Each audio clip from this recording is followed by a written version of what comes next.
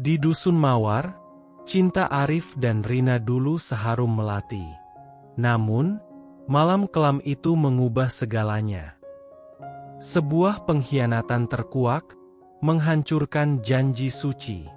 Dengan berat hati, kata talak terucap, memisahkan dua jiwa yang pernah menyatu. Arif pergi, membawa luka dan meninggalkan Rina dalam penyesalan yang mendalam. Angin malam di Dusun Mawar, sebuah sudut terpencil di desa Mekarjaya, memanggul aroma tanah basah dan daun-daun kopi yang mengering. Suara jangkrik bersahutan, kadang di sela lolongan anjing desa yang sahut menyahut. Malam itu, di sebuah rumah panggung sederhana yang berdiri di antara rimbun pohon mangga dan rambutan, keheningan pecah oleh desas-desus, lalu berubah menjadi riuh rendah bisikan yang berujung pada gemuruh kemarahan. Arif, seorang pria dengan tubuh tegap yang dulunya adalah kebanggaan Dusun Mawar, kini berdiri di ambang pintu rumah itu, seolah patung yang dipahat dari batu karang. Matanya, yang biasanya memancarkan kehangatan seorang petani dan kepala keluarga, kini beku, menatap kosong ke depan. Di belakangnya, wajah-wajah tetangga berkerumun, memancarkan berbagai ekspresi, terkejut, marah, kasihan, dan mungkin sedikit rasa penasaran yang tersembunyi. Mereka, para warga Dusun Mawar, adalah saksi bisu dari apa yang akan terjadi malam ini. Rumah itu, menurut gunjingan warga, adalah milik Bram, seorang pendatang yang baru beberapa tahun terakhir membuka warung kelontong di ujung dusun. Bram dikenal ramah, suka membantu, dan pandai bersosialisasi. Siapa sangka, di balik senyum ramahnya, tersimpan duri yang menusuk hati Arif hingga ke ulu jiwa. Di dalam rumah, cahaya temaram dari lampu minyak yang digantung di tiang utama, menyinari pemandangan yang menyayat hati. Di sana, di tengah ruang tamu yang sempit, Rina bersimpuh. Rambutnya terurai berantakan, sebagian menutupi wajahnya yang basah oleh air mata. Gaun tidurnya yang tipis, yang seharusnya hanya terlihat oleh mata suaminya, kini menjadi bukti bisu dari pengkhianatan yang baru saja terbongkar. Di sampingnya, Bram juga bersimpuh, wajahnya pucat pasi, matanya tak berani menatap Arif. Tubuhnya gemetar hebat, seperti daun yang diterpa badai. Suasana mencekam. Hawa di dalam rumah terasa begitu berat, seolah dipenuhi oleh pecahan kaca emosi yang beterbangan. Desah napas tertahan dari warga yang mengintip dari celah-celah dinding bambu menambah ketegangan. Mereka semua menunggu ledakan amarah yang seharusnya meletup dari Arif. Namun, Arif tetap diam. Hanya dadanya saja yang naik turun dengan teratur, seolah berusaha menekan badai di dalam dirinya. Arif melangkah masuk, perlahan, setiap langkahnya terasa menguras seluruh tenaga yang tersisa. Warga yang mengintip di belakangnya sedikit beringsut mundur, memberi ruang. Aroma melati yang selalu lekat pada Rina, kini terasa memuakan, bercampur dengan aroma asing yang menusuk hidung, aroma pengkhianatan. Ketika jarak antara mereka hanya tinggal beberapa langkah, Arif akhirnya mengangkat wajahnya. Matanya yang tajam menatap Rina, lalu beralih ke Bram. Tidak ada kebencian membara, tidak ada amarah yang membabi buta. Hanya kehampaan yang terukir di sana, seolah jiwanya telah terkikis habis. Rina, suara Arif terdengar serak, namun jelas, memecah keheningan yang menyesakkan. Suaranya bukan suara orang yang berteriak marah, melainkan suara orang yang teramat sangat lelah. Aku talak kau. Satu kalimat itu, sederhana, namun menggetarkan seluruh isi ruangan. Rina tersentak, tangisnya semakin pecah. Ia mengangkat wajahnya yang sembab, menatap Arif dengan pandangan tak percaya, seolah berharap semua ini hanyalah mimpi buruk. Namun, ketegasan di mata Arif adalah kenyataan yang pahit. "Aku talak kau dengan talak 3, lanjut Arif, suaranya kini sedikit lebih tegas, seolah sedang membaca sebuah naskah yang telah lama ia hafal.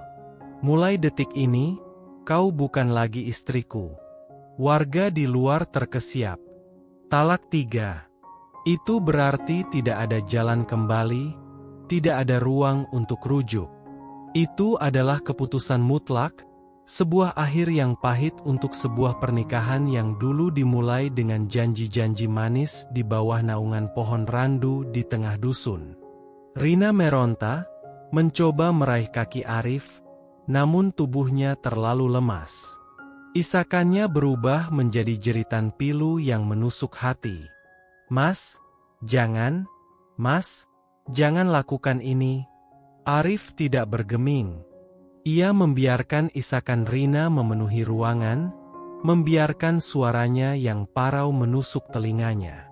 Hatinya perih, teriris, namun ia tahu, ini adalah satu-satunya jalan. Ia harus memutus mata rantai penderitaan ini. Ia tidak bisa lagi hidup dalam kebohongan, dalam bayangan pengkhianatan yang setiap malam menghantuinya. Kemudian, Arif mengalihkan pandangannya pada Bram. Pria itu menunduk dalam-dalam, tubuhnya semakin bergetar. Keringat dingin membasahi pelipisnya.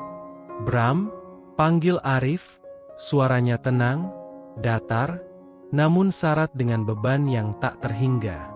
"Kuserahkan istriku ke kau ya." Rina mengangkat kepalanya, menatap Arif dengan mata membelalak tak percaya. Bram juga ikut mengangkat kepalanya, wajahnya semakin pucat pasi. Warga yang mengintip di luar menahan napas. Mereka semua tercengang, tak ada yang menyangka Arif akan mengucapkan kalimat seperti itu. "Kau jaga baik-baik," lanjut Arif, suaranya kini sedikit lebih lembut, namun tetap tegas. Ada nada pilu terselip di sana, nada perpisahan yang mendalam. "Dia sudah bukan tanggung jawabku lagi." Bram tidak bisa berkata-kata. Lidahnya keluh. Rasa malu, bersalah, dan penyesalan yang mendalam membuncah di dadanya.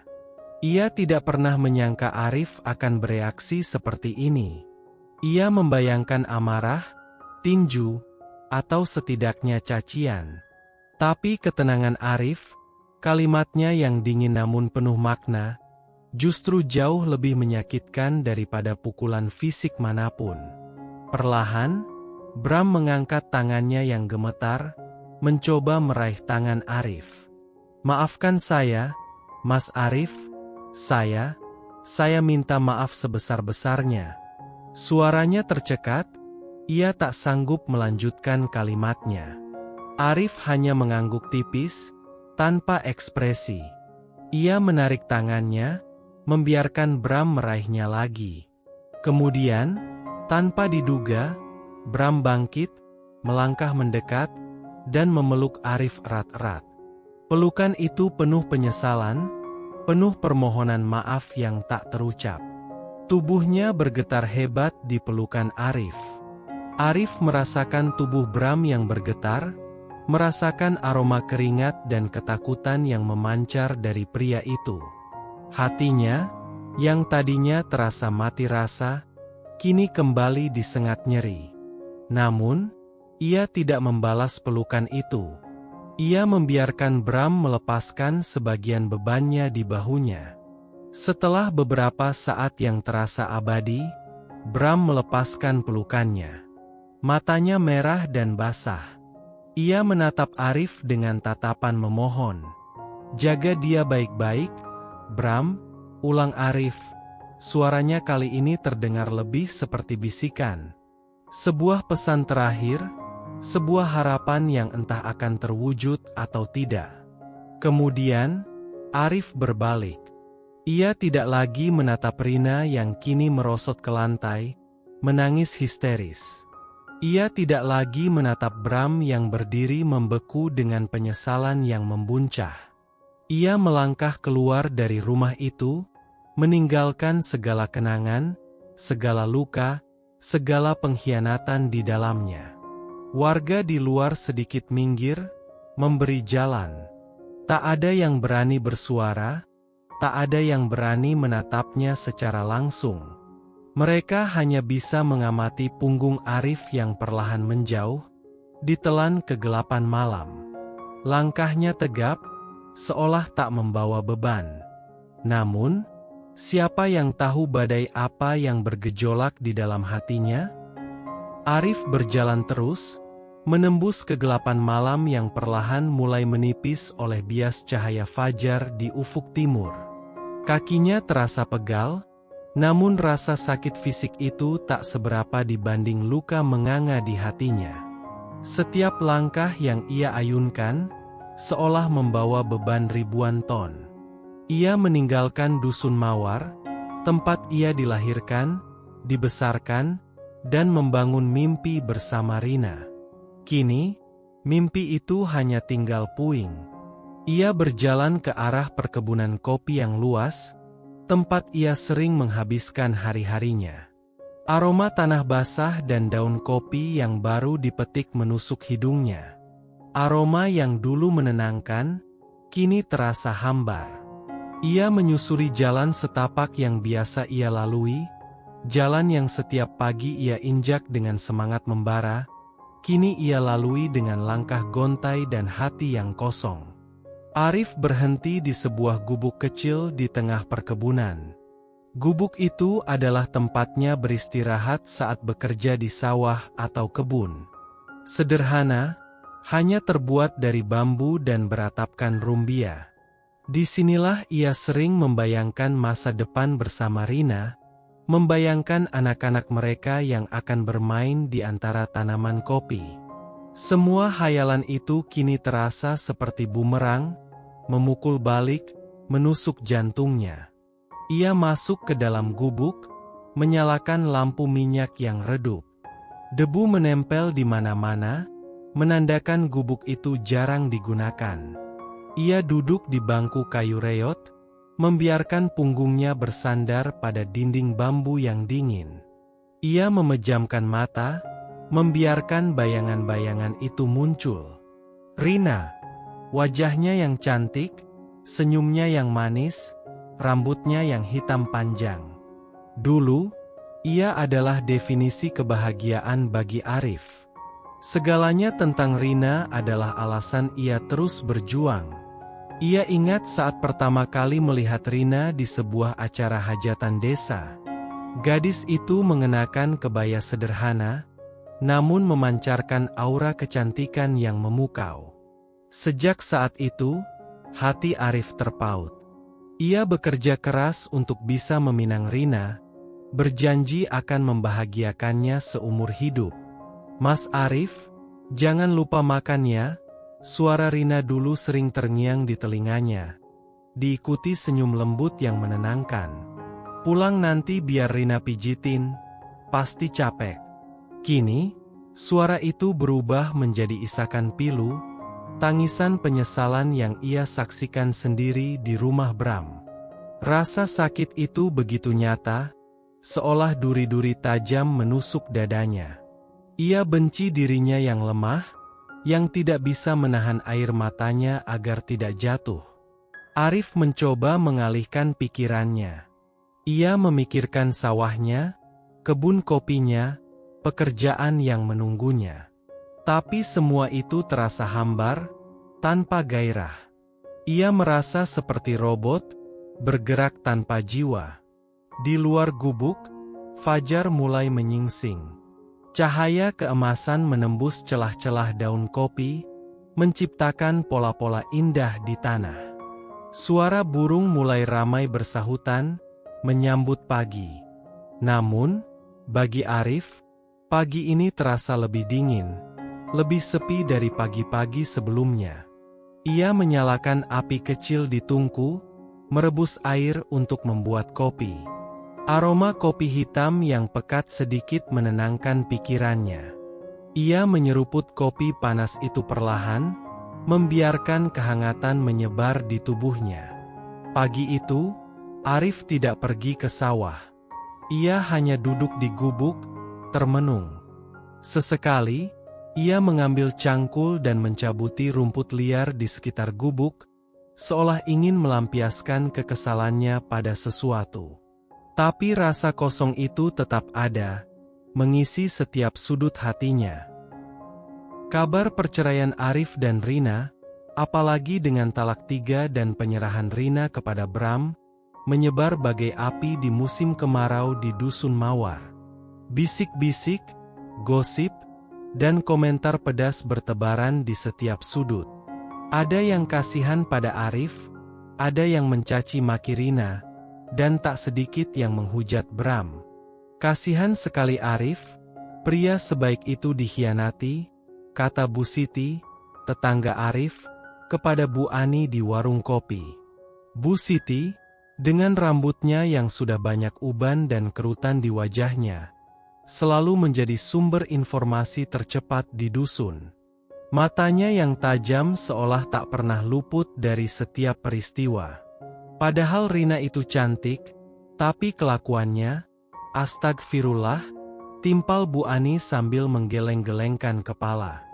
Bu Ani, yang dikenal sebagai sosok yang religius, tak habis pikir dengan perbuatan Rina. Ia bahkan tak lagi mau bertegur sapa jika bertemu Rina di jalan.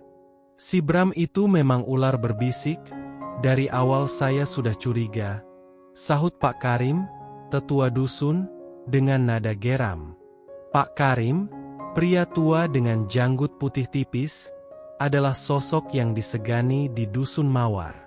Kata-katanya selalu didengar, dan ia tak segan-segan menegur siapapun yang melanggar norma. Arif tahu, ia menjadi pusat perhatian. Ia tahu, setiap langkahnya akan diawasi, setiap gerak-geriknya akan dihakimi. Namun, ia tak peduli. Ia sudah mati rasa. Ia memilih untuk mengasingkan diri, tidak keluar rumah selama beberapa hari. Ia hanya makan seadanya, tidur seadanya. Tubuhnya lemas, jiwanya merana. Namun, pengasingan itu tidak berlangsung lama. Sebuah suara membangunkannya dari keterpurukan. Suara ayahnya. Arif, sampai kapan kau akan seperti ini? Suara berat Pak Joko, ayahnya, terdengar di ambang pintu gubuk. Pak Joko adalah pria tua yang tegar. Tangannya kasar karena bekerja keras di sawah sepanjang hidupnya. Matanya memancarkan ketegasan, namun juga kasih sayang yang mendalam. Ia mengenakan kemeja lusuh dan celana panjang yang digulung, siap untuk bekerja di sawah. Arif tak menjawab. Ia hanya menunduk, tak berani menatap mata ayahnya. Debu dan bau tanah kering yang melekat pada pakaian ayahnya seolah menyentil kesadaran Arif tentang tanggung jawab.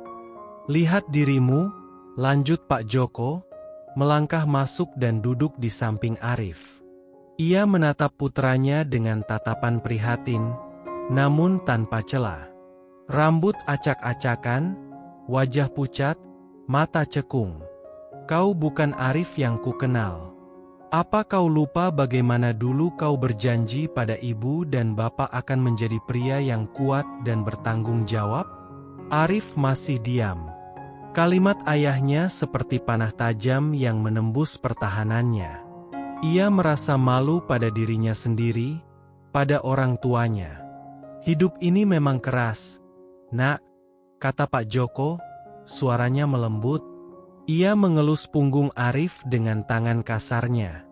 Ada kalanya kita diuji dengan cobaan yang berat. Tapi kau harus ingat, cobaan itu bukan untuk menghancurkanmu, melainkan untuk membuatmu lebih kuat. Seperti padi yang terhempas angin badai, ia mungkin roboh sejenak, tapi akan kembali tegak jika akarnya kuat. Pak Joko menghela napas. Rina memang pilihanmu. Dan ia telah memilih jalannya sendiri. Itu urusannya. Urusanmu adalah bangkit. Bangkit dan tunjukkan pada mereka bahwa kau bukan pria lemah yang bisa dihancurkan oleh pengkhianatan. Apa kau mau orang-orang mengasihanimu? Apa kau mau mereka melihatmu sebagai pecundang? Arif mengangkat kepalanya perlahan, menatap mata ayahnya yang teduh. Ada kekuatan di mata itu, kekuatan yang perlahan meresap ke dalam dirinya.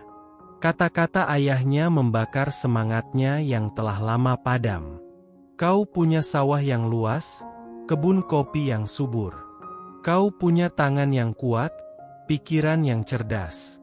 Kau punya masa depan, nak. Jangan biarkan satu pengkhianatan menghancurkan semuanya. Bangkitlah, Arif. Bangkit untuk dirimu sendiri, untuk nama baik keluargamu. Kalimat-kalimat ayahnya menampar kesadarannya. Benar, ia tidak boleh terus terpuruk. Ia harus bangkit. Ia harus membuktikan pada dirinya sendiri, pada Rina, pada Bram, dan pada seluruh dusun Mawar, bahwa ia bisa melewati ini. Ia harus menunjukkan bahwa Arif bukan pria yang mudah patah. Keesokan harinya, Arif bangkit. Ia mencukur rambutnya yang gondrong, mandi bersih, dan mengenakan pakaian kerjanya yang biasa ia kenakan saat ke sawah. Ia pergi ke sawah, membawa cangkul di pundaknya. Langkahnya memang belum seenergik dulu, namun tekadnya sudah kembali membara. Matahari pagi yang hangat menyentuh kulitnya, seolah memberi semangat baru. Warga dusun Mawar terkejut melihat Arif kembali bekerja. Beberapa menatapnya dengan tatapan iba, beberapa lagi dengan tatapan kagum. Ada bisik-bisik kekaguman yang terdengar. Arif tidak peduli. Ia hanya fokus pada pekerjaannya. Ia mencangkul tanah, menanam bibit, dan menyiram tanaman dengan sepenuh hati. Setiap ayunan cangkulnya adalah luapan kekesalan, setiap tetes keringat adalah bukti keteguhannya. Ia ingin melampiaskan segala kekesalannya, segala kekecewaannya, pada tanah. Di sawah, ia menemukan kedamaian. Suara burung, desiran angin, dan aroma tanah basah adalah terapi terbaik baginya. Ia tidak lagi memikirkan Rina, tidak lagi memikirkan Bram. Ia hanya memikirkan bagaimana caranya agar tanamannya bisa tumbuh subur, agar hasil panennya melimpah. Ia menemukan kekuatan dalam bekerja, dalam menciptakan sesuatu dari tanah.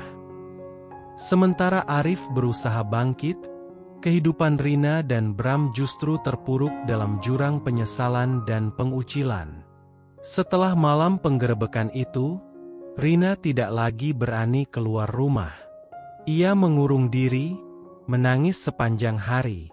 Wajahnya pucat, matanya sembab karena kurang tidur dan terlalu banyak menangis, dan tubuhnya kurus. Rambutnya jarang tersisir rapi, kulitnya tampak kusam. Ia merasa seolah seluruh dunia menatapnya dengan jijik. Bram juga merasakan dampaknya. Warung kelontongnya sepi pembeli. Rak-rak yang dulunya penuh dengan barang dagangan, kini terlihat kosong dan berdebu. Warga dusun Mawar kompak membukotnya. Tak ada yang mau lagi berinteraksi dengannya, bahkan untuk sekedar bertegur sapa. Setiap kali ia keluar rumah, ia merasakan tatapan sinis dan bisikan-bisikan sumbang yang menusuk telinganya. Ia tahu, ia telah dicap sebagai pengkhianat, sebagai perusak rumah tangga. Rasa malu dan bersalah seolah membakar kulitnya. Bram, sampai kapan kita akan seperti ini? Tanya Rina suatu siang, suaranya parau, hampir tidak terdengar. Ia duduk di lantai, bersandar di dinding yang kusam, menatap kosong ke depan, seolah jiwanya telah terbang entah kemana.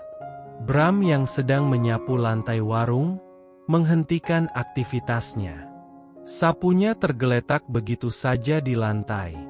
Ia menatap Rina dengan pandangan kasihan. Ia tahu Rina menderita, dan ia merasa bertanggung jawab penuh atas penderitaan itu. Ada rasa sesal yang teramat sangat menyelimuti dirinya.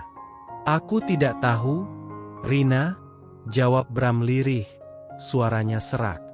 Ia duduk di samping Rina, merangkul bahu wanita itu. Bahu Rina terasa begitu kurus di genggamannya.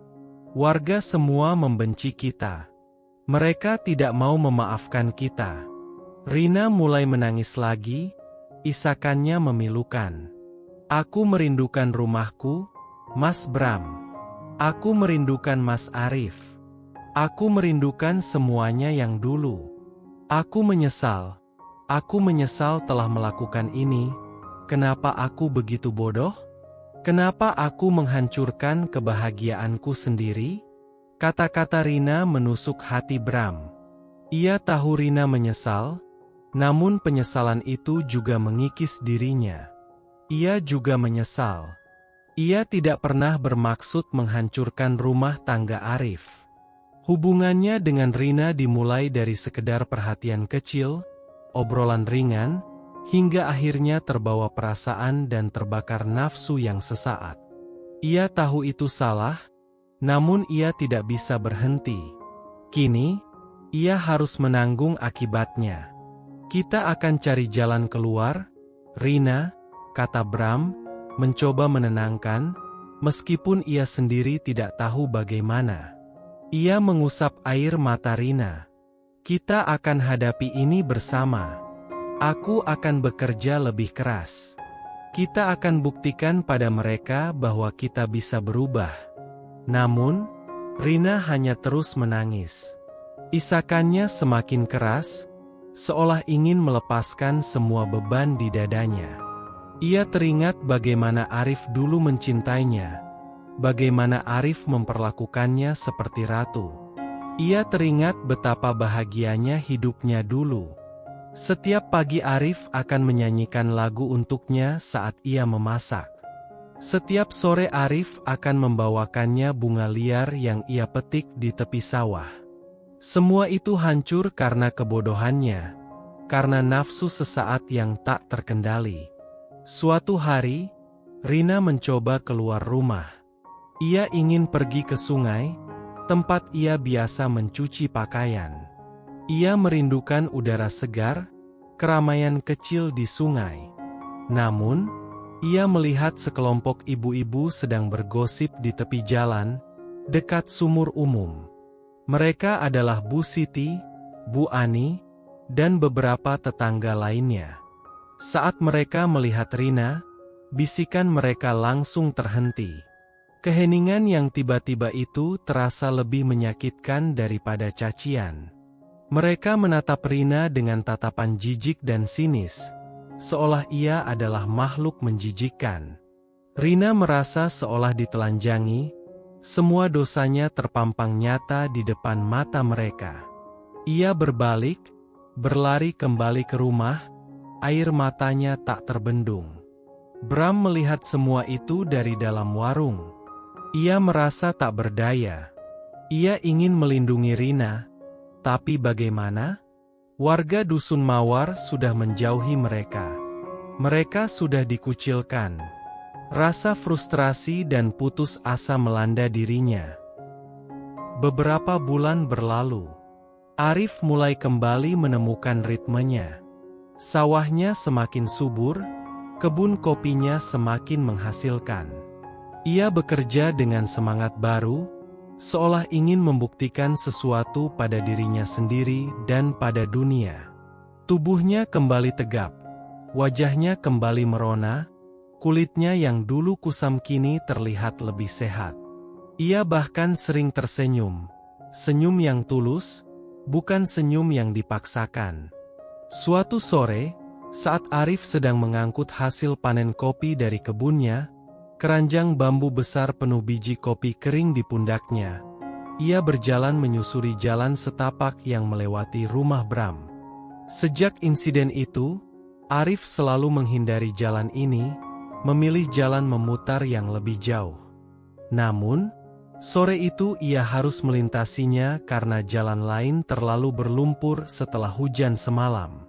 Saat ia melewati rumah Bram, ia melihat Rina sedang duduk di teras, termenung. Wanita itu terlihat sangat kurus, tulang pipinya menonjol, rambutnya kusam, dan wajahnya pucat. Ada lingkaran hitam di bawah matanya.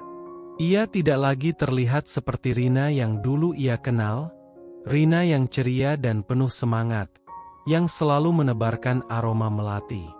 Rina yang sekarang tampak seperti bayangan dari dirinya yang dulu, seolah cahaya dalam dirinya telah padam. Ia mengenakan baju lusuh, jauh dari Rina yang dulu selalu tampil rapi. Rina juga melihat Arif. Matanya membelalak kaget. Ia segera menunduk, tak berani menatap mata Arif.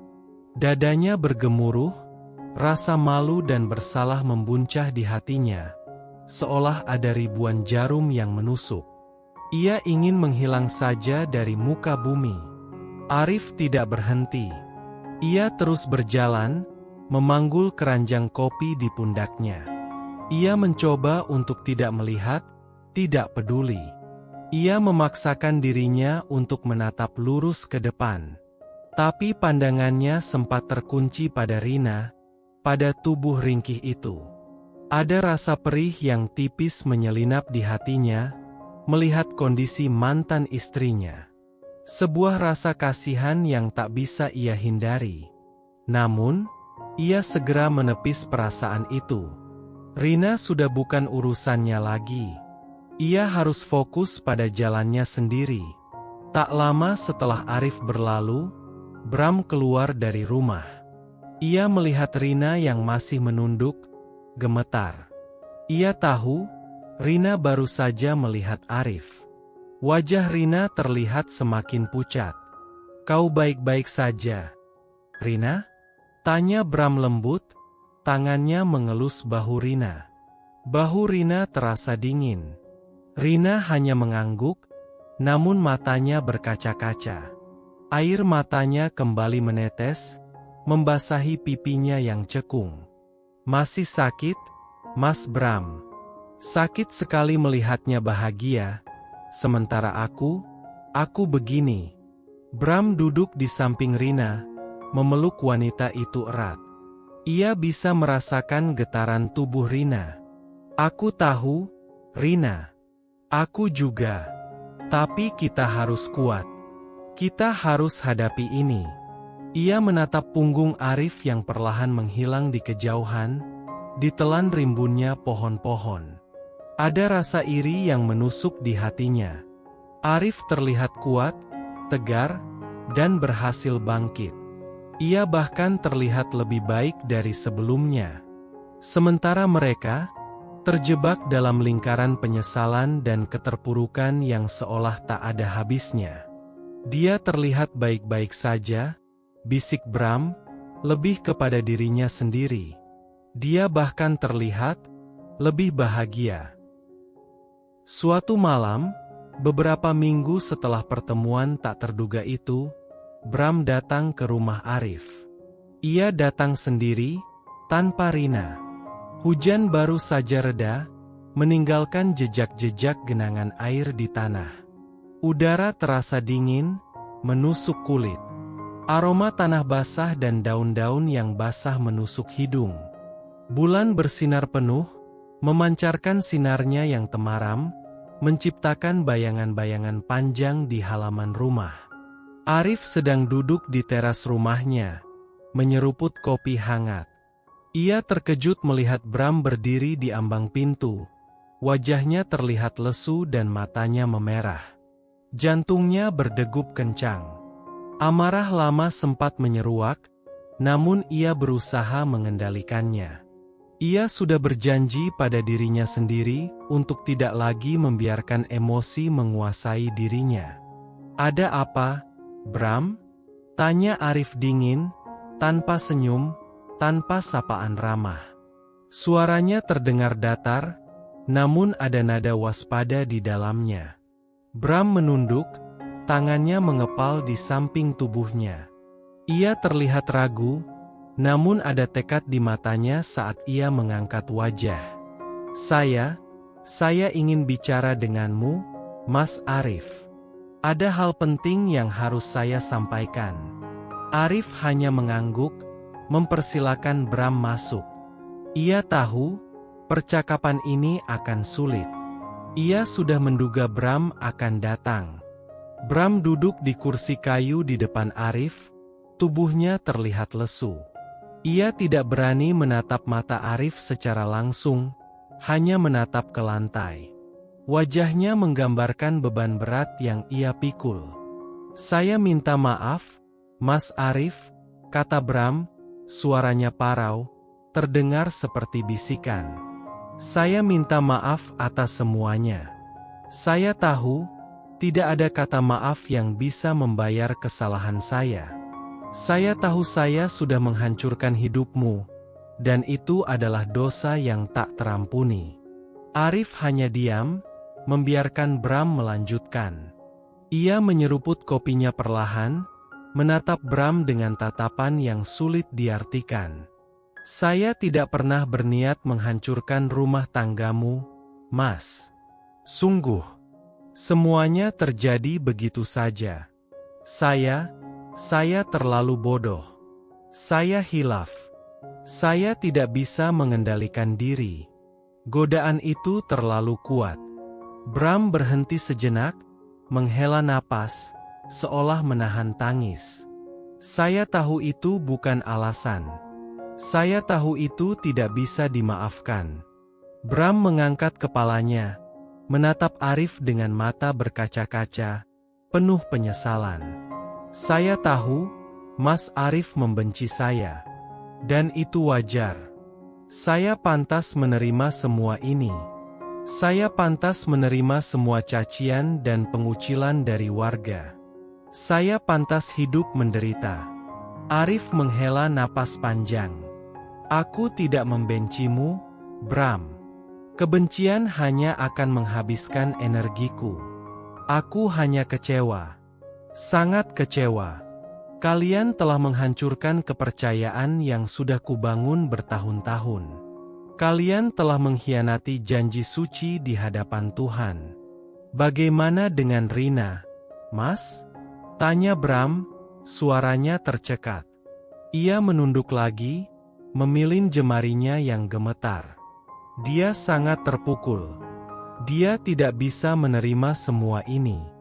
Dia tidak bisa tidur, tidak bisa makan. Dia seperti mayat hidup. Arif terdiam. Ia tahu Rina menderita. Ia sempat melihatnya. Tapi apa yang bisa ia lakukan? Keputusan sudah dibuat. Ia sudah menjatuhkan talak 3. Itu adalah akhir dari segalanya. "Itu sudah bukan urusanku lagi, Bram," jawab Arif datar, namun ada nada kesedihan yang tak bisa ia sembunyikan. "Aku sudah menyerahkannya padamu. Tugasmu sekarang adalah menjaganya. Kau harus membuatnya bahagia. Kau harus menebus kesalahanmu padanya." Bram menunduk lagi, air matanya menetes ke lantai. "Saya berusaha, Mas. Tapi Rina, dia tidak bahagia. Dia terus-menerus meratap, terus-menerus membandingkan hidupnya yang sekarang dengan hidupnya dulu bersamamu. Dia merindukanmu, Mas. Dia bilang dia merindukan pelukanmu, tawamu, bahkan aroma keringatmu setelah bekerja di sawah." Kata-kata Bram menusuk hati Arif. Ia tahu, ia masih mencintai Rina. Meski telah dikhianati, perasaan itu masih ada, terkubur di bawah tumpukan kekecewaan dan rasa sakit. Tapi ia juga tahu, ia tidak bisa lagi kembali pada Rina. Rasa sakit itu terlalu besar, kepercayaan itu sudah hancur tak bersisa. Fondasi pernikahan mereka sudah roboh. "Aku sudah tidak bisa membantumu, Bram," kata Arif, Suaranya lebih lembut kali ini, seolah ia merasakan penderitaan Bram. Semua sudah berakhir. Kau harus bisa membuat Rina bahagia. Itu tanggung jawabmu. Buatlah dia melupakan masa lalu. Buatlah dia melihat ke depan. Bram mengangguk pelan. Terima kasih, Mas Arif. Terima kasih karena kau mau mendengarkan saya. Terima kasih karena kau tidak menghajar saya. Saya pantas mendapatkannya. Setelah itu, Bram pamit. Ia berjalan keluar dari rumah Arif dengan langkah gontai. Ditelan kegelapan malam, kembali ke rumahnya yang sepi, di mana Rina menunggu dengan hati yang hancur. Arif duduk termenung setelah Bram pergi. Ia memejamkan mata, membiarkan bayangan Rina muncul di benaknya. Rina yang dulu, Rina yang ceria, Rina yang bahagia. Ia menghela napas. Mungkin inilah takdirnya. Takdir untuk hidup sendiri, dengan kenangan pahit yang tak akan pernah hilang. Namun, ia juga merasakan sedikit kelegaan. Bram telah mengakui kesalahannya, dan itu adalah langkah awal menuju pemulihan, entah bagi Bram atau bagi dirinya sendiri. Malam-malam setelah pertemuan dengan Bram, Arif sering bermimpi. Mimpi-mimpi itu selalu sama. Ia melihat Rina, mengenakan gaun pengantin putih yang cantik, tersenyum padanya. Mereka berpegangan tangan, berjalan di taman bunga yang indah, aroma melati semerbak. Mereka tertawa, bercanda, berjanji setia selamanya. Lalu, tiba-tiba, suasana berubah. Bunga-bunga layu, langit mendung, dan Rina menghilang. Arif berlari mencarinya, memanggil-manggil namanya, namun Rina tak pernah muncul lagi. Ia hanya menemukan puing-puing gaun pengantin yang berserakan di tanah, kotor dan tercabik. Arif terbangun dengan napas terengah-engah, tubuhnya basah oleh keringat dingin. Ia duduk di tempat tidurnya, mencoba menenangkan detak jantungnya yang bergemuruh. Mimpi itu selalu meninggalkan rasa sakit yang menusuk, mengingatkannya pada apa yang telah hilang, pada kebahagiaan yang direnggut paksa. Ia mencoba menyibukkan diri. Pagi-pagi sekali, sebelum matahari terbit, ia sudah berada di sawah. Siang hari, ia pergi ke kebun kopi. Sore hari, ia membantu tetangga mengurus ternak, memperbaiki pagar, atau menata kayu bakar. Ia bahkan mulai belajar membuat kerajinan tangan dari bambu, mengisi waktu luangnya dengan hal-hal yang bermanfaat. Ia tidak ingin pikirannya kosong, tidak ingin memberi ruang bagi kenangan pahit untuk kembali menghantuinya. Ia bekerja hingga tubuhnya lelah, berharap kelelahan fisik bisa mengalahkan kelelahan batin. Suatu hari, saat Arif sedang menjemur hasil panen kopi di halaman rumahnya, biji-biji kopi tersebar rapi di atas tikar anyaman, ia melihat Bu Siti lewat. Bu Siti adalah tetangga Arif yang paling sering memberinya kabar tentang Rina dan Bram. Wajahnya yang keriput selalu memancarkan kehangatan, meski kadang sedikit usil. "Arif, bagaimana kabarmu?" Sapa Bu Siti ramah. Ia berhenti di depan pagar Arif. "Baik, Bu." "Alhamdulillah," jawab Arif sambil tersenyum tipis, mengelap keringat di dahinya dengan lengan bajunya. "Kau terlihat lebih segar sekarang, Nak." Ibu senang melihatnya. "Rambutmu sudah rapi, dan kau sering terlihat tersenyum. Ibu kira kau akan terus terpuruk," ucap Bu Siti, mengamati Arif dari ujung kaki sampai ujung rambut. Arif hanya mengangguk. "Saya harus bangkit, Bu. Hidup harus terus berjalan." "Oh ya, Arif," Bu Siti melanjutkan, suaranya sedikit merenduk. Nadanya menjadi lebih serius. "Ibu dengar, Rina, dia sakit. Sudah beberapa hari ini demam tinggi, tidak mau makan. Tubuhnya semakin kurus. Rambutnya rontok. Wajahnya pucat pasi. Jantung Arif berdesir. Rina sakit? Rasa khawatir muncul, tanpa bisa ia cegah. Meski ia sudah berusaha mengubur perasaannya, ikatan batin itu tidak bisa sepenuhnya terputus. Bram kewalahan mengurusnya. Dia juga terlihat kurus sekali, seperti kurang makan dan kurang tidur. Kasihan juga mereka berdua, tambah Bu Siti, menghela napas prihatin. Arif mencoba menahan diri agar tidak menunjukkan reaksi berlebihan. Ia hanya mengangguk perlahan. Semoga lekas sembuh, Bu. Bu Siti mengangguk. Amin. Kasihan Rina. Bagaimanapun juga, dia masih anak kita di dusun ini. Dulu dia gadis yang ceria. Sekarang, ya Allah, kasihan sekali. Setelah Bu Siti berlalu, Arif kembali termenung. Rina sakit. Hatinya teriris. Meskipun sudah berpisah, ia tidak bisa sepenuhnya menghilangkan perasaannya pada Rina. Ada rasa iba yang menyelinap. Ia tidak ingin Rina menderita terlalu lama. Tapi apa yang bisa ia lakukan? Ia sudah menyerahkan Rina. Ia sudah memutuskan hubungan mereka. Segalanya sudah berakhir. Arif memejamkan mata. Bayangan Rina yang kurus dan pucat muncul di benaknya. Ia menghela napas panjang. Berat sekali rasanya. Ia tahu, ia harus tetap tegar. Ia tidak bisa lagi menengok ke belakang. Masa depannya ada di depan. Beberapa hari setelah mendengar kabar Rina sakit, Arif tidak bisa tidur tenang. Bayangan Rina yang terbaring lemah terus menghantuinya. Meskipun akal sehatnya mengatakan bahwa ia tidak punya kewajiban apa-apa lagi terhadap Rina, hatinya tetap bergemuruh. Ia adalah mantan suaminya, dan ia pernah sangat mencintai wanita itu dengan segenap jiwa. Rasa peduli itu, meskipun samar, masih ada dan sulit untuk diabaikan. Ia merasa ada dorongan kuat untuk melakukan sesuatu, meski ia tidak tahu harus berbuat apa.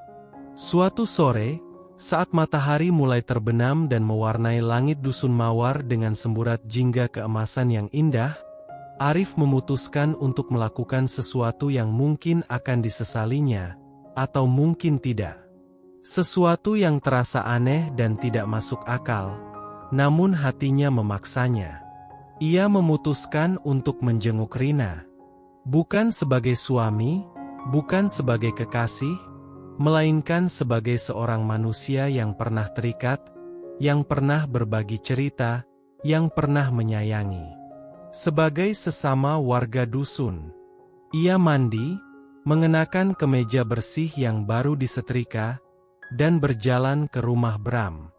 Langkahnya terasa berat, setiap ayunan kaki diiringi perasaan campur aduk. Ragu, khawatir, dan sedikit rasa penasaran yang tersembunyi. Ia melewati beberapa tetangga yang sedang duduk di teras, bergosip. Mereka menatapnya dengan tatapan heran, ada yang berbisik-bisik, ada pula yang mengernyitkan dahi. Arif mengabaikan mereka. Ia fokus pada tujuannya. Ia sudah terlalu lelah untuk peduli pada omongan orang. Ketika ia sampai di depan rumah Bram, ia melihat pintu sedikit terbuka. Dari dalam, terdengar suara batuk Rina yang parau dan lemah. Suara itu menusuk hatinya seperti belati. Hati Arif mencelos. Rina benar-benar sakit parah. Lebih parah dari yang ia bayangkan. Arif menghela napas panjang, menguatkan hati, lalu mengetuk pintu perlahan. Ketukannya terdengar pelan, nyaris tak bersuara. Assalamualaikum, sapanya, suaranya sedikit bergetar. Suara berderit dari dalam. Perlahan, Bram membuka pintu. Wajahnya terkejut melihat Arif berdiri di depannya. Matanya memancarkan kebingungan dan sedikit rasa takut, seolah ia melihat hantu. Ia tampak lebih kurus, pakaiannya lusuh. Arif? Bram hampir tidak percaya dengan apa yang dilihatnya. Ia menggosok matanya, seolah ingin memastikan. "Masuklah, Mas." Arif melangkah masuk. Aroma obat-obatan, bau badan orang sakit, dan bau pengap langsung menusuk hidungnya. Rumah itu tampak lebih berantakan dari biasanya. Barang-barang berserakan, debu menumpuk. Di sudut ruangan, di atas kasur tipis yang hanya beralaskan tikar usang, Rina terbaring lemah. Wajahnya sangat pucat, bibirnya pecah-pecah dan kebiruan, dan matanya cekung, tenggelam di rongga. Ia mengenakan kain sarung dan kaos tipis yang terlihat longgar di tubuhnya yang kurus kering. Rina membuka matanya perlahan saat mendengar suara Arif. Matanya membelalak, ia terbatuk-batuk, berusaha bangkit, namun tubuhnya terlalu lemah. "Mas, Mas Arif," suaranya serak, nyaris tak terdengar, seolah ia sedang berbisik dari dasar sumur. Air mata langsung membanjiri pipinya. "Jangan bergerak, Rina," kata Arif, suaranya lembut. Tanpa sadar ia sudah melangkah mendekat, menghiraukan Bram yang masih terdiam di ambang pintu. Ia melihat tumpukan kain kompres di samping Rina, dan baskom berisi air dingin yang sudah keruh. Bram tampaknya sudah berusaha merawatnya, tapi mungkin tak cukup. Aku minta maaf, Mas." Rina terisak, air mata mengalir deras di pelipisnya, membasahi bantal yang lusuh. "Aku tahu aku salah. Aku sangat menyesal." Arif hanya menggeleng. "Tidak usah bicara apa-apa, Rina. Istirahat saja. Fokus pada kesembuhanmu." Bram berdiri di samping Arif, merasa canggung, tangannya terkepal. Ia merasa malu melihat kondisi rumahnya, dan kondisi Rina di depan Arif. "Dia sudah demam tinggi beberapa hari ini, Mas. Sudah saya kasih obat dari puskesmas, tapi belum turun juga. Dia juga tidak mau makan." Arif memeriksa dahi Rina dengan punggung tangannya. Panas sekali. Ia merasakan denyut nadi Rina yang lemah, berdetak cepat dan tidak teratur. Rina tampak sangat kesakitan. "Kau sudah panggil dukun desa, Bram?" tanya Arif, menatap Bram dengan serius. Bram menggeleng. "Belum, Mas. Saya tidak punya uang. Warung sepi, dan saya tidak bisa bekerja lain. Kami tidak punya uang sama sekali." Mendengar itu, hati Arif semakin perih.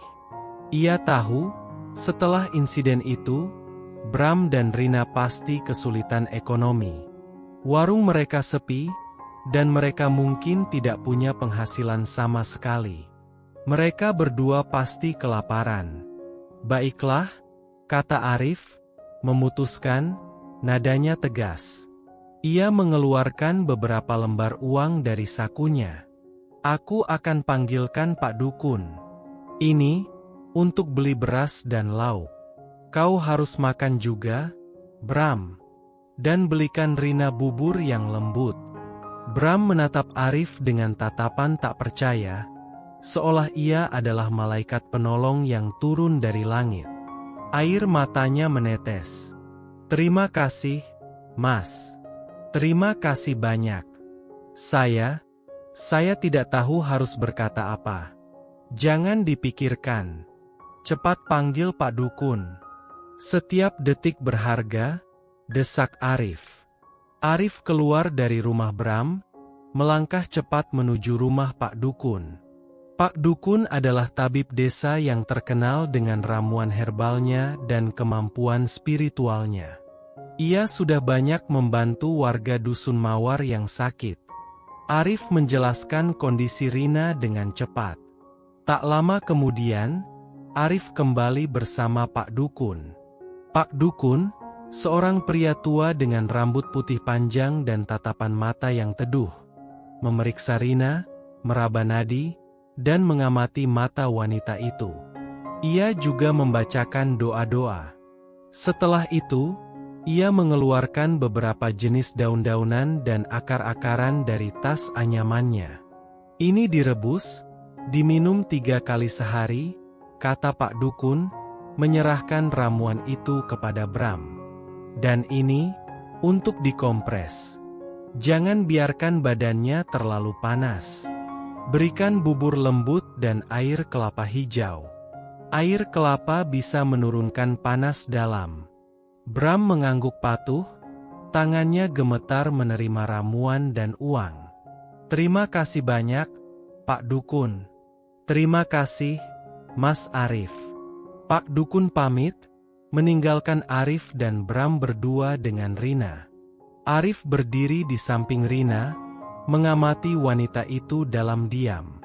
Ada kerutan di dahinya, kerutan yang dulu tidak pernah ada. Wajahnya yang dulunya cerah, kini kusam. Semua karena kesalahannya, karena pilihan yang ia buat. Mas Arif, panggil Rina lirih, matanya terbuka, menatap Arif dengan pandangan penuh penyesalan. Kenapa kau datang? Aku tidak pantas mendapatkan perhatianmu. Arif menghela napas. Ia duduk di tepi kasur Rina, menyentuh keningnya perlahan.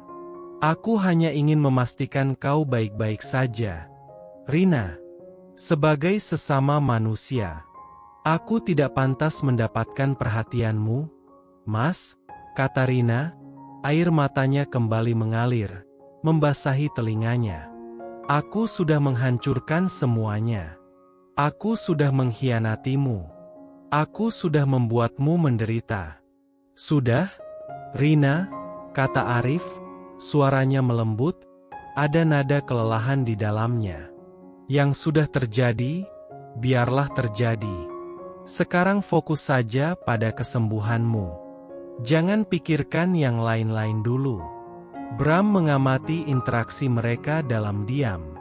Ia merasa seperti orang asing di tengah-tengah mereka.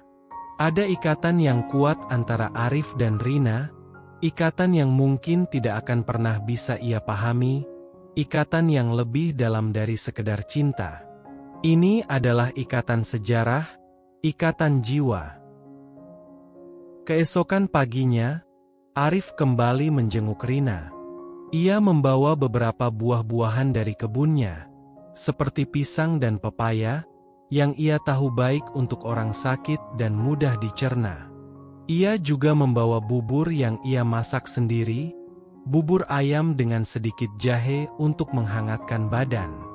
Ketika ia sampai di rumah Bram, ia melihat Rina sudah bisa duduk di teras, bersandar pada bantal. Wajahnya masih pucat, namun sudah ada sedikit warna di bibirnya, dan matanya tidak lagi cekung. Ia mengenakan pakaian yang lebih bersih. Mas Arif, sapa Rina, suaranya sedikit lebih kuat, ada kelegaan di dalamnya. Ia tersenyum tipis, senyum yang sudah lama tidak Arif lihat. Senyum yang dulu selalu menghangatkan hatinya. Bagaimana keadaanmu? Tanya Arif, meletakkan keranjang buah dan bubur di meja. Sudah jauh lebih baik, Mas. Ramuan Pak Dukun sangat mujarab. Dan, terima kasih sudah menjengukku. Terima kasih untuk buburnya. Mas, aku sudah lapar sekali. Rina mengambil bubur itu dengan tangan gemetar. Bram juga muncul dari dalam rumah, membawa secangkir teh hangat untuk Rina. Ia menatap Arif dengan tatapan bersyukur yang tak terhingga. Terima kasih banyak, Mas Arif. Kalau tidak ada kau, mungkin Rina sudah lebih parah. Kami tidak tahu harus bagaimana. Arif hanya mengangguk. Sama-sama, Bram. Kita kan tetangga. Dan kita semua manusia. Sudah sewajarnya saling membantu. Mereka duduk bertiga di teras, dalam keheningan yang sedikit canggung, namun ada aura kedamaian yang menyelimuti mereka. Rina makan buburnya dengan lahap. Arif merasa sedikit lega melihat Rina mulai pulih. Ia tahu, perasaannya pada Rina tidak akan pernah bisa kembali seperti dulu. Kepercayaan itu sudah hancur, seperti vas bunga yang pecah berkeping-keping. Tapi setidaknya, ia bisa melihat wanita itu sehat dan baik-baik saja, bisa melihatnya kembali memiliki gairah hidup. Dalam hati Arif, ia tahu bahwa keputusannya untuk menjenguk Rina adalah keputusan yang benar. Bukan karena ia ingin kembali padanya, atau ingin memaafkannya sepenuhnya. Tapi karena ia adalah manusia, dan ia tidak tega melihat penderitaan orang lain, terutama orang yang pernah ia cintai sepenuh hati. Dan rasa kemanusiaan itu tak bisa dipadamkan begitu saja. Setelah kejadian itu, Arif melanjutkan hidupnya dengan lebih tenang. Ia tidak lagi dihantui oleh mimpi buruk. Luka di hatinya belum sepenuhnya sembuh, tapi ia sudah belajar untuk hidup berdampingan dengan rasa sakit itu, menerimanya sebagai bagian dari perjalanan hidup. Ia fokus pada pekerjaannya, pada dirinya sendiri, pada pembangunan kembali jiwanya. Ia mulai merenovasi rumahnya, mengecat dinding yang kusam dengan warna yang lebih cerah, memperbaiki atap yang bocor, dan menata ulang perabot. Ia membeli beberapa buku, mulai membaca di malam hari, menambah wawasannya tentang pertanian dan kehidupan. Ia juga mulai bergabung dengan kelompok tani di dusun, bertukar pikiran tentang teknik pertanian modern, tentang bibit unggul, dan cara meningkatkan hasil panen. Ia bahkan menjadi salah satu inisiator dalam program pembangunan saluran irigasi baru yang sangat dibutuhkan warga. Warga Dusun Mawar melihat perubahan pada diri Arif. Mereka kagum dengan ketegaran dan semangatnya. Arif tidak lagi terlihat sebagai korban yang patut dikasihani. Ia terlihat sebagai pria yang kuat, yang mampu bangkit dari keterpurukan, yang mampu mengubah luka menjadi kekuatan. Ia menjadi inspirasi bagi banyak orang. Suatu sore, saat Arif sedang menyeruput kopi di teras rumahnya, menikmati hembusan angin sepau-sepau, Pak Budi, tetangga yang dulu memberitahukan tentang Rina, datang berkunjung. Pak Budi membawa setandan pisang. "Arif, aku ingin minta maaf," kata Pak Budi, wajahnya terlihat tulus. "Dulu aku yang memberitahukan tentang Rina dan Bram. Aku tahu itu membuatmu sangat terpukul. Aku merasa bersalah." Arif tersenyum, senyum yang kini lebih ikhlas. "Tidak apa-apa, Pak Budi. Aku justru berterima kasih. Kau sudah membuka mataku. Kau sudah membantuku melihat kebenaran, meskipun itu pahit. Kau pria yang hebat, Arif," kata Pak Budi, menepuk bahu Arif dengan bangga. "Tidak banyak pria yang bisa setegar dirimu. Kau telah menunjukkan kepada kami semua apa arti kekuatan sejati." Arif hanya tersenyum tipis. Ia tahu, ia memang harus tegar. Ia tidak punya pilihan lain. Dan ia senang bisa menjadi contoh bagi orang lain. Di sisi lain, kehidupan Rina dan Bram perlahan mulai membaik, meskipun tidak sepenuhnya. Rina sudah pulih dari sakitnya, namun bayang-bayang penyesalan masih menghantuinya. Ia sering terlihat murung, dan jarang tersenyum. Matanya sering menerawang jauh, seolah mencari sesuatu yang hilang. Warung Bram juga mulai didatangi beberapa pembeli, meskipun tidak seramai dulu. Beberapa warga mulai menunjukkan simpati, merasa kasihan pada kondisi mereka, melihat Bram yang berusaha keras dan Rina yang tampak begitu rapuh. Bram berusaha keras untuk membuat Rina bahagia. Ia bekerja lebih keras di warungnya, mencari pekerjaan sampingan di luar dusun, seperti membantu memanen padi di sawah tetangga atau membetulkan atap rumah. Ia mencoba mengajak Rina jalan-jalan ke pinggir sungai, atau sekedar mengobrol ringan di teras, mengenang masa-masa indah, mencoba menciptakan kenangan baru. Namun, Rina tetap saja tidak ceria seperti dulu. Tawa riangnya seolah telah hilang di telan badai. Suatu malam, Rina duduk termenung di teras rumah, menatap rembulan yang bersinar terang, seolah mencari jawaban dari benda langit itu. Bram menghampirinya, duduk di sampingnya, memegang tangannya yang dingin. "Kau memikirkan apa, Rina?" tanya Bram lembut, mengelus punggung tangan Rina. Rina menghela napas. "Aku memikirkan masa lalu, Mas Bram. Aku memikirkan Mas Arif. Aku memikirkan semua yang telah aku hancurkan." Bram terdiam. Ia tahu, ia tidak akan pernah bisa menggantikan posisi Arif di hati Rina sepenuhnya. Ada celah yang terlalu besar untuk ia isi. "Aku tahu, aku sudah menyakitinya," lanjut Rina, air matanya menetes, membasahi pipinya yang kian tirus. "Tapi, aku juga merindukan masa-masa itu. Masa-masa saat aku masih menjadi istri Mas Arif. Masa-masa di mana aku merasa menjadi wanita paling bahagia di dunia." Bram memeluk Rina erat. Ia bisa merasakan air mata Rina yang membasahi bajunya. "Aku tahu, Rina. Aku juga tidak bisa memutar waktu. Tapi kita harus tetap melanjutkan hidup. Kita harus berusaha membuat ini berhasil. Kita harus membangun kebahagiaan kita sendiri dari awal." Rina mengangguk, bersandar di bahu Bram. "Aku akan berusaha, Mas Bram. Aku akan berusaha. Aku ingin menjadi wanita yang lebih baik untukmu." Mereka berdua tahu, jalan yang mereka tempuh tidak akan mudah. Mereka akan terus menghadapi cibiran dan tatapan sinis, mungkin tidak sekeras dulu, tapi tetap ada. Tapi mereka berdua memutuskan untuk tetap bersama, mencoba membangun kembali hidup mereka dari puing-puing, dengan sisa-sisa kekuatan yang mereka miliki.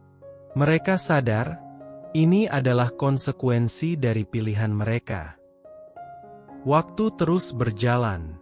Musim berganti. Arif semakin tenggelam dalam kesibukannya, dan hal itu membantunya menyembuhkan luka. Ia tidak lagi memikirkan Rina dan Bram dengan rasa sakit yang membara. Ia sudah mengikhlaskan semuanya, memaafkan, dan melepaskan. Ia percaya, takdir akan membawa yang terbaik untuknya. Ia telah menemukan kedamaian dalam dirinya.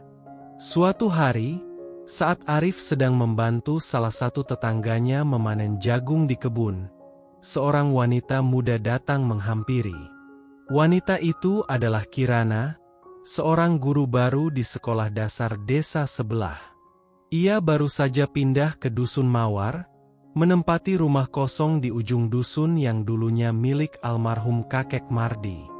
Kirana dikenal ramah, cerdas, dan memiliki senyum yang manis dan menenangkan. Rambutnya yang diikat satu selalu terlihat rapi, dan matanya memancarkan kecerdasan.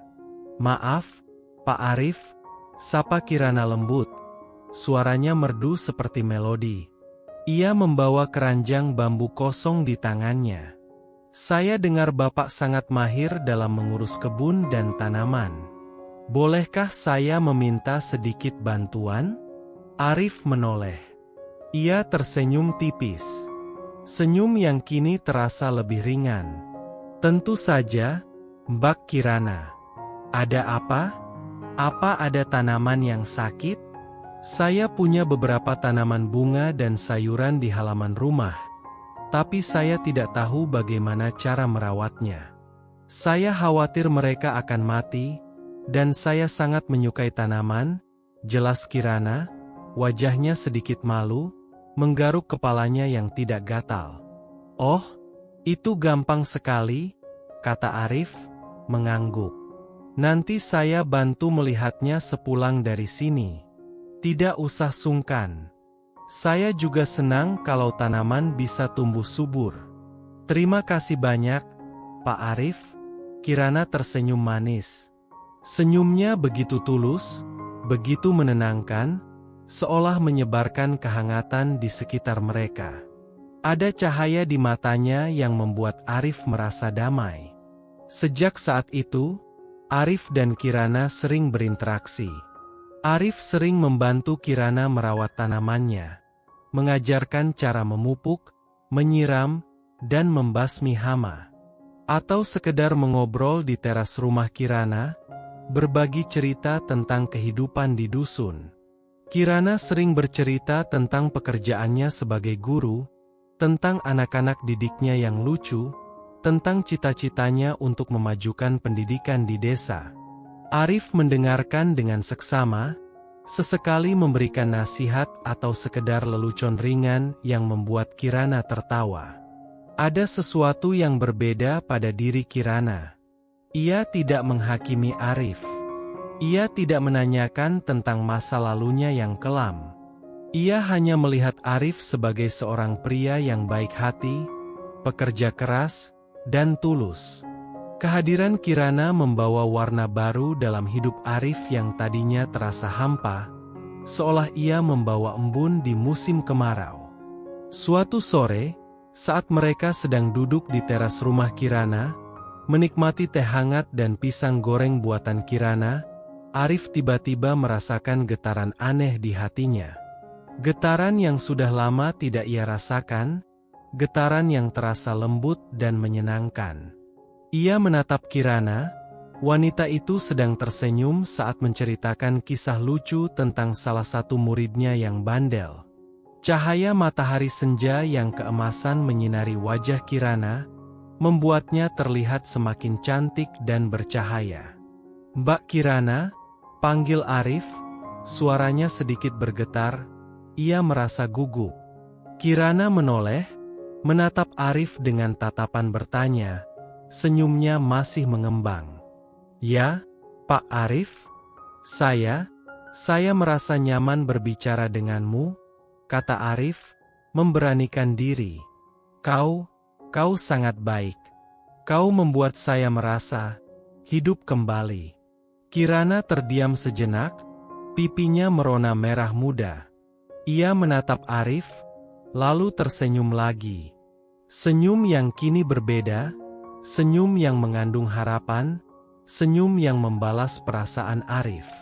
Saya juga merasa nyaman denganmu, Mas Arif," jawab Kirana lirih, suaranya sedikit berbisik. Saya juga merasakan hal yang sama." Hati Arif berbunga-bunga. Ia tidak pernah menyangka, setelah semua yang ia alami, ia akan bisa merasakan perasaan ini lagi. Perasaan cinta, perasaan harapan, perasaan untuk memulai kembali.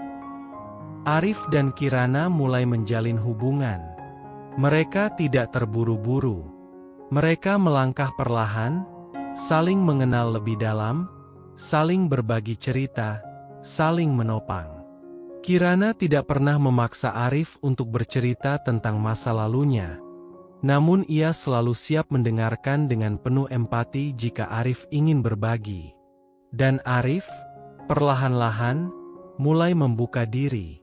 Ia menceritakan semua yang ia alami, semua rasa sakit yang ia rasakan, semua kekecewaan yang pernah menghantuinya.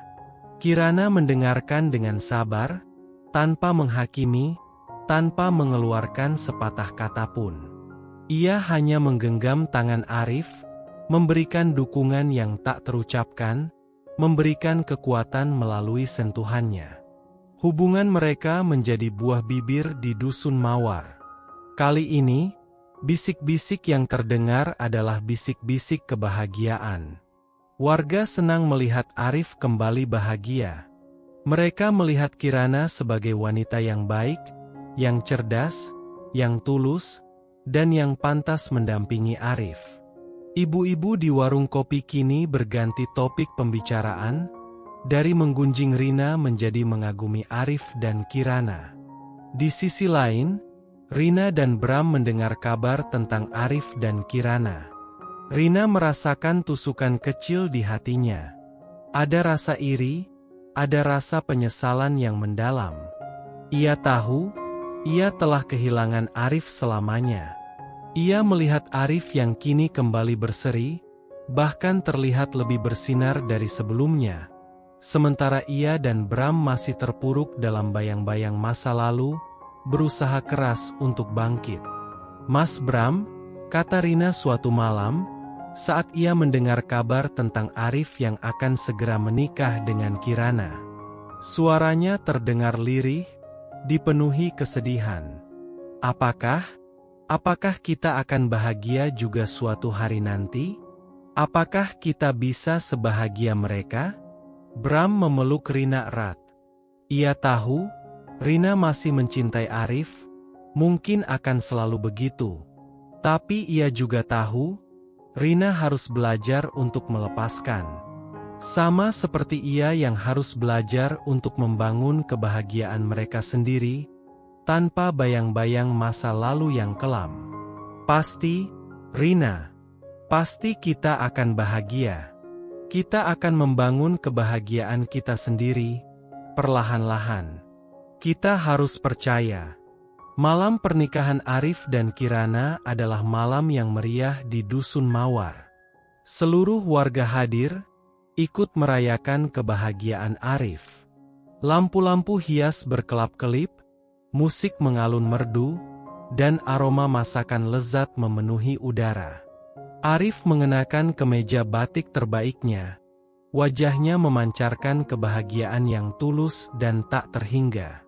Ia terlihat lebih gagah dan berwibawa. Kirana terlihat sangat cantik dengan kebaya putih sederhana. Senyumnya tak pernah luntur. Matanya memancarkan binar kebahagiaan yang tulus. Saat resepsi, Arif menatap Kirana, lalu menghela napas panjang. Ia tahu, ia telah melewati badai yang dahsyat. Ia telah jatuh, terpuruk, namun ia berhasil bangkit. Ia menemukan kembali cahaya di ujung terowongan, menemukan kebahagiaan yang baru, yang lebih murni, yang lebih tulus. Ia mungkin tidak akan pernah melupakan Rina, tidak akan pernah melupakan rasa sakit yang ia rasakan. Namun, ia telah belajar untuk memaafkan, untuk mengikhlaskan. Ia telah belajar bahwa hidup harus terus berjalan, dan kebahagiaan bisa ditemukan kembali, bahkan setelah badai yang paling dahsyat sekalipun. Arif menggenggam tangan Kirana erat. Ia merasakan kehangatan yang menjalar dari telapak tangan Kirana ke seluruh tubuhnya. "Terima kasih Kirana," bisiknya, suaranya penuh cinta. "Kau adalah anugerah terindah dalam hidupku." Kirana tersenyum, menatap mata Arif dengan penuh cinta dan janji. "Terima kasih kembali, Mas Arif. Kau adalah takdirku." Di kejauhan, di sudut dusun yang gelap, Rina dan Bram berdiri di depan rumah mereka. Mereka bisa mendengar riuhnya musik dan tawa dari arah rumah Arif. Mereka bisa melihat cahaya lampu yang terang benderang, seolah menyimbolkan kebahagiaan yang tak tergapai. Rina menatap ke arah cahaya lampu itu, air matanya menetes, membasahi pipinya. "Mas Bram," bisiknya lirih, suaranya nyaris tak terdengar oleh angin malam. Aku harap Mas Arif bahagia. Dia pantas mendapatkannya." Bram memeluk Rina. Ia tahu, Rina masih mencintai Arif. Tapi ia juga tahu, Rina harus belajar untuk melepaskan. Sama seperti ia yang harus belajar untuk membangun kebahagiaan mereka sendiri, tanpa bayang-bayang masa lalu yang akan selalu membayangi. Sebuah babak baru, yang mungkin penuh liku, tapi mereka harus menghadapinya bersama. Malam itu, di Dusun Mawar, dua kisah hidup terus berjalan. Satu kisah berakhir dengan perpisahan dan luka, namun melahirkan kebangkitan dan harapan baru yang cerah. Kisah yang lain berjuang untuk menemukan makna dan kebahagiaan di tengah penyesalan dan konsekuensi. Dan di tengah semua itu, kehidupan terus berputar, mengajarkan setiap insan tentang kekuatan pengampunan, ketabahan, dan harapan yang tak pernah padam. Bahwa bahkan dari puing-puing, sebuah kehidupan baru bisa dibangun dengan pelajaran berharga yang mengukir jiwa.